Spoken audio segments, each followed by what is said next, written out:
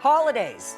They can be full of joy, laughter, and family cheer. But if you're not careful, they can also be full of burning Christmas trees, bum-breaking ice slippage, and a myriad of other costly mishaps. So, to keep your holiday from turning into a scene from a Chevy Chase movie, I'm here to show you the potential perils of living in a winter wonderland and how you might avoid them. So grab a cup of eggnog and put on your ugliest Christmas sweater. I'm Chris Loxamana with Erie Insurance, and this is a very merry Mishap special. That is some good nog.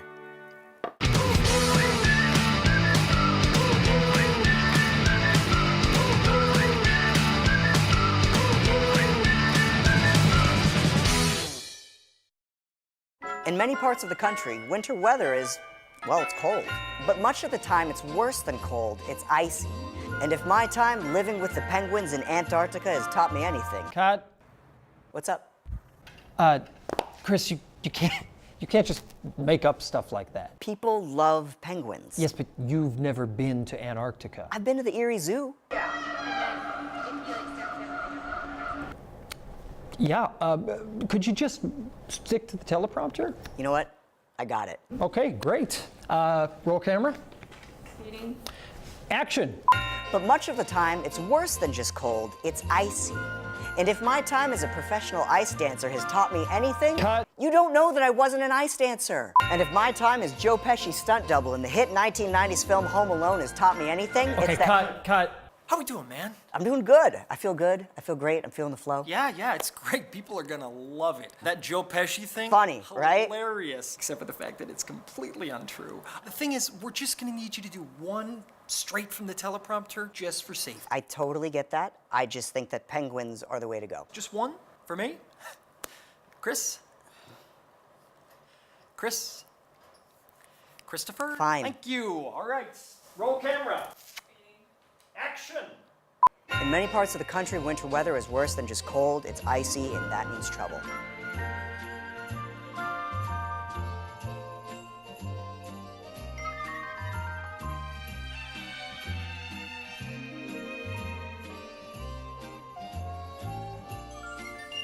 Do you not miss the penguins?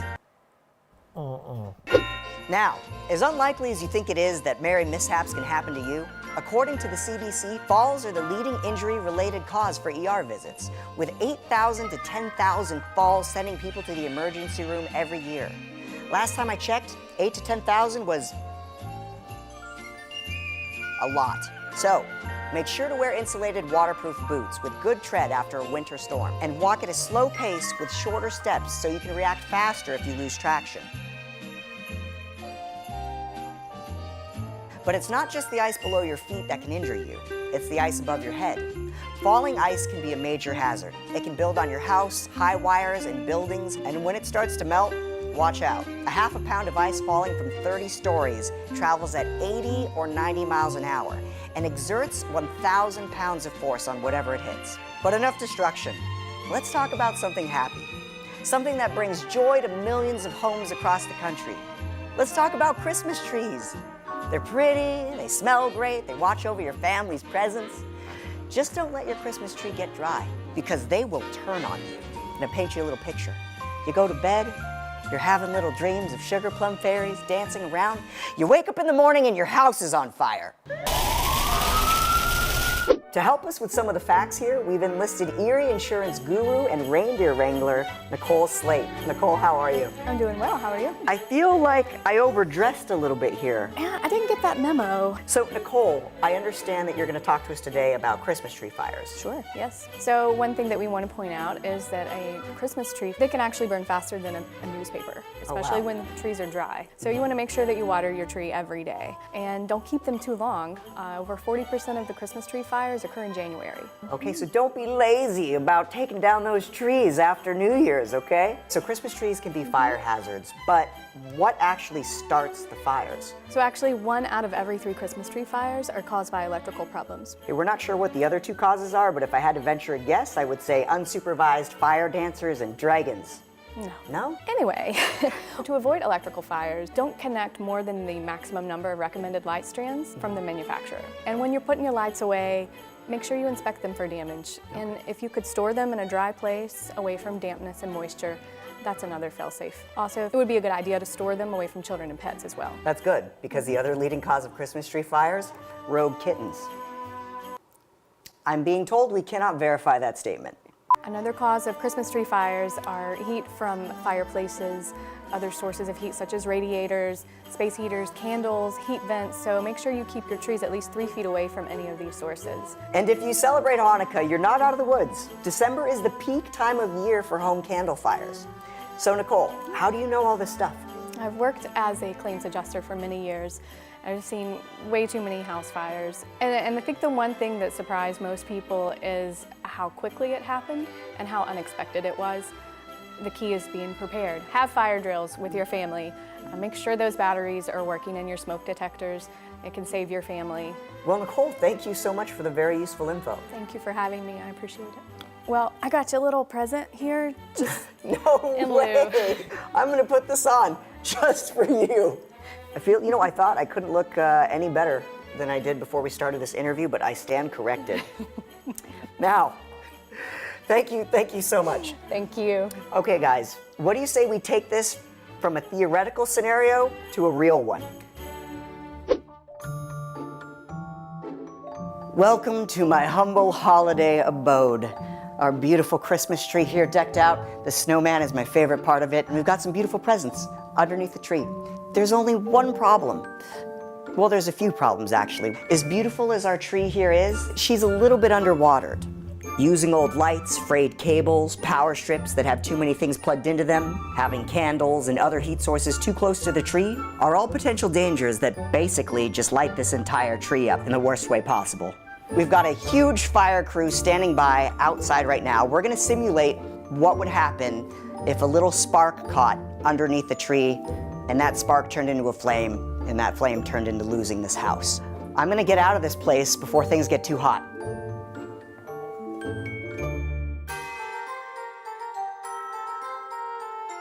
We just lit the Christmas tree up. We've got news crews here, City of Erie Fire and Rescue here. This is incredible, and we have our little monitor. We've got a live feed. All right, so are we ready to rock and roll? Ready. Let's do this. Okay, so we're going to assume that this tree was too close to an open flame or heat source. So we've got a little fire started at the base of the tree.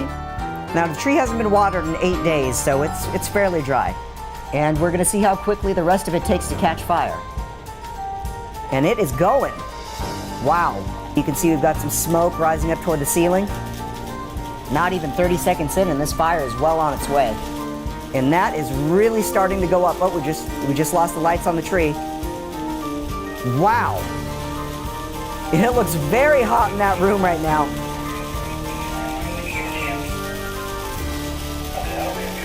I just want to point out, this is an abandoned house, by the way. Okay, just over 45 seconds in, and already the majority of the tree is engulfed. And we are about, oh, snowman down! Snowman down! Wow, the smoke is filling the room. If we look at camera 1 over here, it looks like we're about to lose camera 1 of that smoke, so we're switching back to camera 2. And there goes the tree. Ooh. Now that the tree is falling over, the rest of the presents are catching fire, and it looks like it is spreading to the couch. Wow, that is moving fast. Okay, left couch is cut. Whoa, and there goes the right couch, just spontaneously combusted. I mean, you want your holidays to be bright, but not this bright. Okay, camera 1 just engulfed in smoke and we just lost signal. And you can see that fire is just tearing through the living room. Camera 2 doing a little bit better because it's so low to the ground. And as we all know, heat rises. Holy moly! Wow! Okay, it looks like the Erie Fire Department is headed in to stop this before it gets any worse.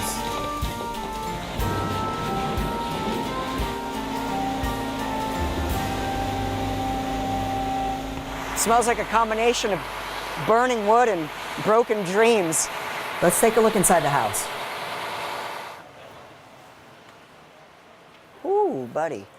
It is incredible to see the amount of damage that happened inside of here in just 10 minutes. Can look the couch completely gone, windows broken from the heat. Here's what's left of the tree. Flames didn't even touch the door, but just from the residual heat, you can see the bubbling. And I'm pretty sure this was the smoke detector. Looks like a burnt s'more. Well, that was impressive and a little bit scary. So make sure to keep those trees nice and watered. Also make sure you're properly and safely setting up your Christmas lights. You don't want an accident like this to happen. Believe me, if my time as a forest ranger has taught me anything... Cut. Oh, come on! Special thanks to the Bayfront Eastside Task Force for providing us a location for the Christmas tree fire, the City of Erie Fire Department for keeping us all safe, and the Erie Zoo for allowing us time with their adorable penguins. Happy holidays from all of us at Erie Insurance. Please stay safe.